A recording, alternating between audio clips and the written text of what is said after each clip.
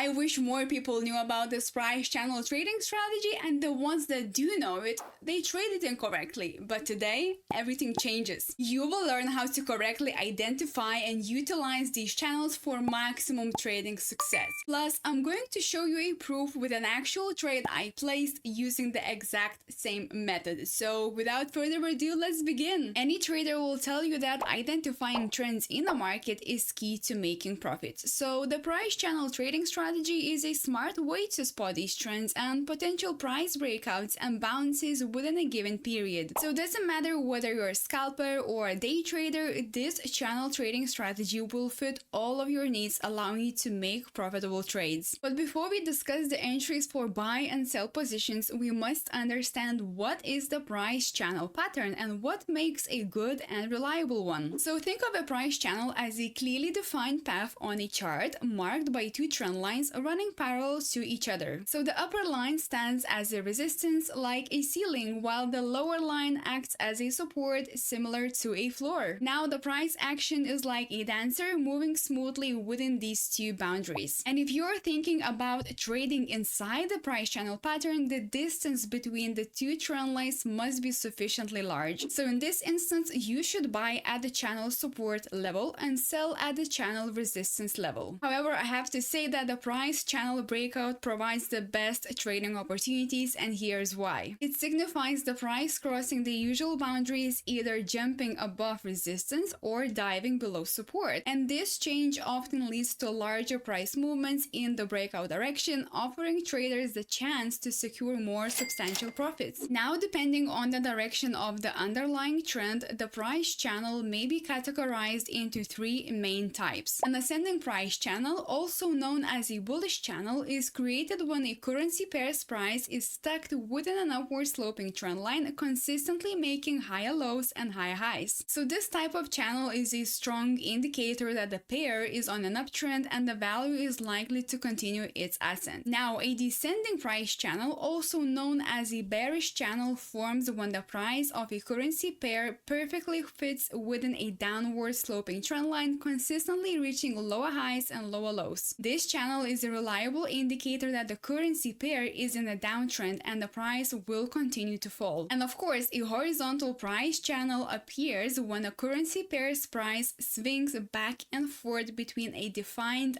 high and low, but doesn't make a substantial move in either direction. So this channel communicates that the currency pair is in a standoff with neither buyers nor sellers taking a decisive lead. And as long as the price remains within this channel, it suggests a balanced market sentiment for the currency pair in the Forex market. It's also important to remember that news events can have a profound impact on channel trading. These events can range from economic data releases to central bank policy decisions to geopolitical events and natural disasters. So to minimize the impact of news and events on channel trading, you should be aware of the potential impact of upcoming news releases and events and incorporate this information into the trading decision-making process. So now let's get into how you can use the price channel trading strategy, and you will see how it's easy to make a profit even without using complex technical indicators. And following that, we will now go over the sell side rules for the price channel trading strategy. So step one is to start by zooming out, and what I mean by that is that you should begin your analysis with a higher time frame chart. This could be the 1 hour, 4 hour, daily, or even weekly chart. This isn't the time for close-ups. You want a wide shot that shows you the broad strokes of market movement. So step two is to spot and draw the price channel. Your task here is to identify at least two peak points, which are the higher highs, and 2 points where the price dipped but still remained above the previous low points, which are the higher lows. And once you have located these, your job is to draw a line linking the peaks and another connecting the low points. And if you're using TradingView platform, you can grab a parallel channel tool that allows you to simply connect these points. But before we can capitalize on a price channel breakout, we need to ensure our trading strategy is in alignment with one more critical aspect, and this takes us to our next step. So step 3 is to wait for a swing high to fail to reach the top of the price channel pattern. So let's say you are dealing with an ascending or upward price channel pattern. The first red flag indicating the price may not stick with the price channel boundaries shows up when the most recent swing high doesn't touch the channel's top. And the failure to test the top of the price channel again indicates price weakness, which can be confirmed when the price also fails to bounce off the price channel bottom and breaks it instead. So step 4 is to wait for the price channel breakout and for breakout confirmation. One of the most common mistakes traders make when trading price channel patterns is failing to wait for confirmation signals when breakout occurs. I have been burned before and my account balance as well, so I will say this clear and loud: always wait for a breakout confirmation. So to put it simply, you want the breakout candle to close below the bottom of the price channel to confirm the breakout. Or if you're looking to trade this pattern in a safer way, you should wait for the breakout, push exhaustion to fully confirm bearish bias, and then enter the trade. And I believe that this technique provides you with an entry signal so that you can be confident in executing the trade. Alright, so the next logical thing to do would be to pinpoint where we are going to set our take profit zones. So when it comes to taking profits, you might want to set your target at the same distance as the height of the channel. To figure this out, simply measure the distance between the channel's support and resistance lines and the widest point, and then from the point where the price breaks out of the channel and starts to drop, mark the same distance downwards. So for example, let's say you have a channel that's 100 pips tall. When the price breaks out downwards from the channel, you would measure those 100 pips down from the breakout point. And the last but most important step is to place the protective stop loss. So what you can do is to look at the highest point the price reached just before it broke out of the channel and started falling. And it's quite common to set your stop loss just above the resistance level or the upper channel line in the context of a downward breakout. However, it's important to leave a bit of room when setting your stop loss. So don't place it exactly on the resistance line because the price might test this level again before the downward movement continues. So just as I walk you through a sell trade using an upward price channel, the same rules can be flipped for a buy trade. Instead of searching for a breakout below the channel, you would be on the lookout for a breakout above it. Then you would set your stop loss just below the recent lowest point, and for your take profit, just measure the channel's height and project that upwards from the breakout point. And as always, here are a couple of my own trades that I took using this approach, and as you can see, the results speak for themselves because, as I said, it's a proven strategy to significantly boost your profits. So you have just unlocked the power of the price channel trading strategy. Now, to truly supercharge your profits,